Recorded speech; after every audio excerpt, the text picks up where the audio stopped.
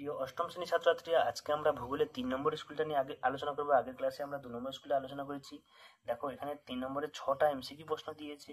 পৃথিবীর সবথেকে বেশি সংখ্যক স্থানীয় বায়ু প্রভাব দেখা যায় ভূমধ্যসাগরের সন্নিহিত অঞ্চলে। নাতিশীতোষ্ণ গরমকালে শুরুতে পরিচলন বৃষ্টিপাত দেখা যায়। ক্রান্তীয় ঘূর্ণবাদে বঙ্গোপসাগরে সাইক্লোন নামে পরিচিত। মার্কিন যুক্তরাষ্ট্রের বৃহত্তম লৌহ ইস্পাত কেন্দ্র হচ্ছে শিকাগো গ্যারি।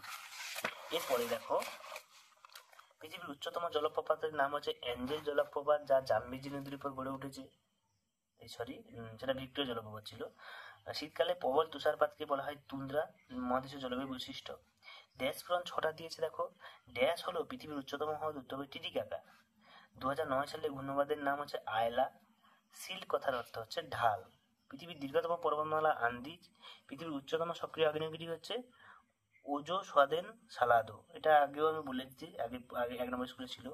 ড্যাশ রাজ্যে আমেরিকা যুক্তরাষ্ট্রের মধ্য দিয়ে সর্বাধিক গম উৎপন্ন উত্তর হবে। এখানে সর্বাধিক গম উৎপন্ন হচ্ছে বাফেলো আমেরিকার। কোন মেঘে বজ্রবিদ্যুৎ সহ বৃষ্টিপাত হয়? কিউমুলোনিম্বাস।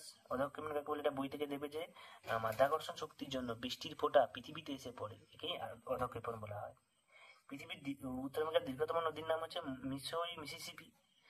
মেঘ জলকণাগুলির ব্যাস হচ্ছে 0.02 মিলিমিটার। কোন জলবায়ু অঞ্চলে কোনো ঋতু পরিবর্তন হয় না? নিরক্ষ জলবায়ু অঞ্চলে।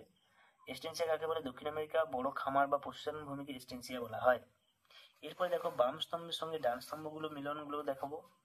প্রথম হচ্ছে বাফেলো হচ্ছে পৃথিবীর বৃহত্তম ময়দা উৎপাদন কেন্দ্র। এখান থেকে অনেক প্রশ্ন কিন্তু পরীক্ষায় পড়ে। দেখো, পৃথিবীর বৃহত্তম ময়দা উৎপাদন শিল্প কেন্দ্র। শিকাগো হচ্ছে পৃথিবীর কসাইখানা।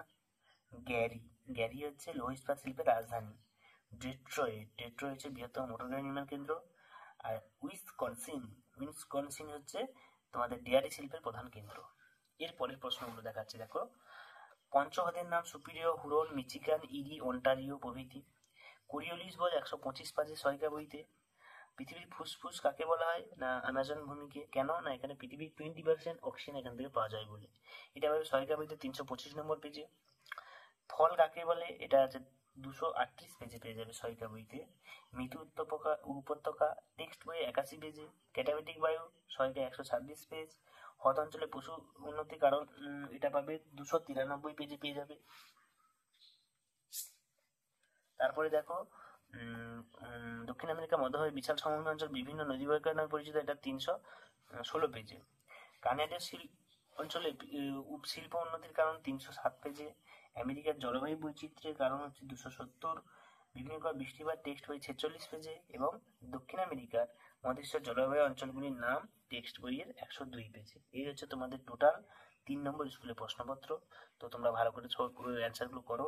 লং কোশ্চেনগুলো যেগুলো পারবে না কমেন্টে আমাকে জানাও। দেখা যাচ্ছে পরের ভিডিওতে 4 নম্বর স্কুলটা নিয়ে আলোচনা করবো, যাদবপুর বিদ্যাপীঠ, এই স্কুলটা নিয়ে। সকলকে ধন্যবাদ, দেখা যাচ্ছে পরের ভিডিওতে।